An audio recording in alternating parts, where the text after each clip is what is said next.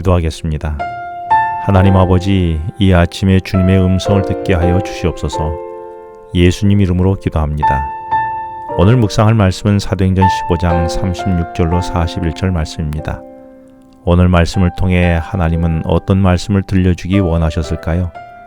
바울은 할례 문제로 안디옥 교회가 잠시 혼란했었지만 예루살렘 총회의 지도로 모든 논쟁을 종식시키고 이제 바울은 본래 하던 대로 안디옥 교회에 머물며 사람들에게 말씀을 가르치고 전파하는 일에 힘을 쏟게 됩니다.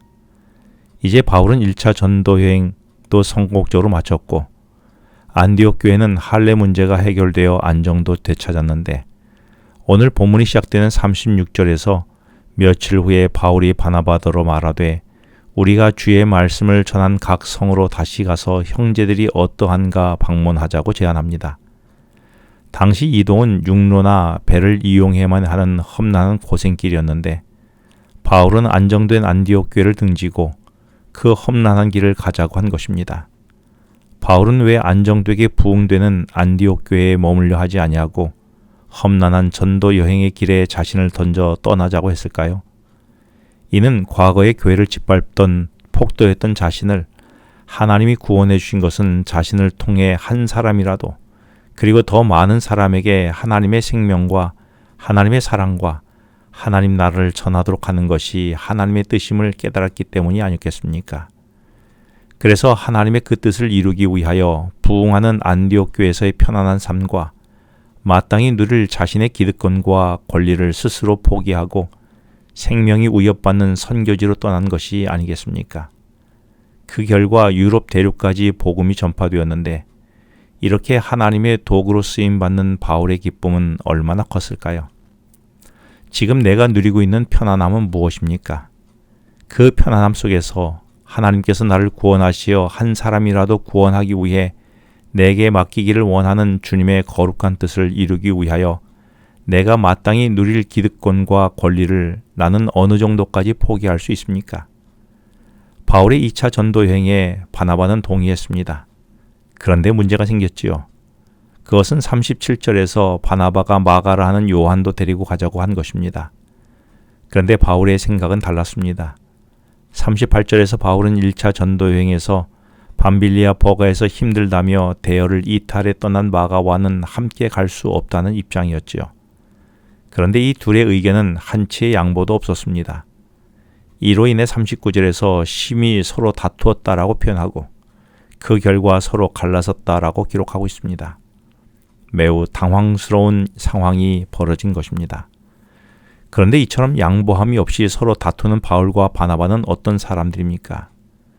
그들은 2000년 전에 초대교회의 최고 지도자였고 기독교 역사상 최초로 이방 땅에 세워진 안디옥 교회의 지도자였으며 기독교 역사상 최초로 목숨을 걸고 세계 전도 여행에 함께했던 전도자들이었습니다.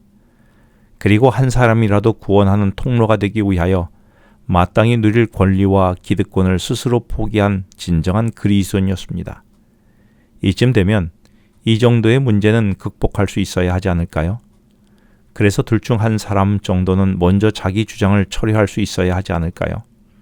하지만 두 사람 중에 어느 누구도 그렇게 하지 않았습니다.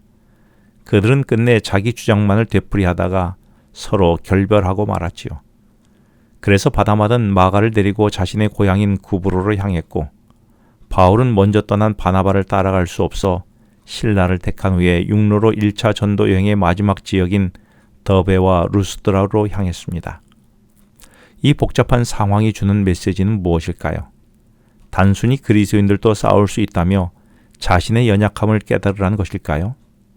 사실 39절에서 사용된 심히 다투었다라는 헬라어 파록시스모스는 격심한 다툼이란 말과 함께 격려라는 의미도 있습니다.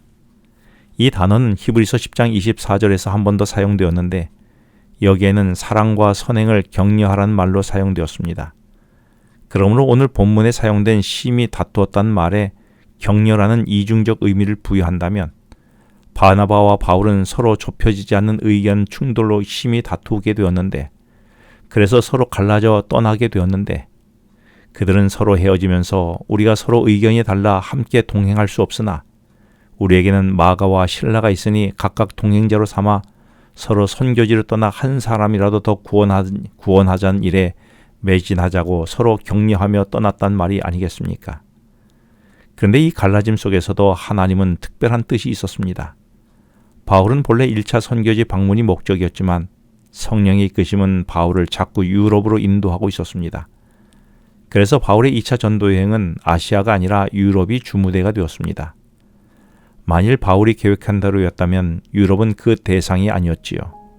그리고 2차 전도 여행은 바울에게 있어서 유럽의 심장인 로마로 가려는 열정이 생기게 했습니다.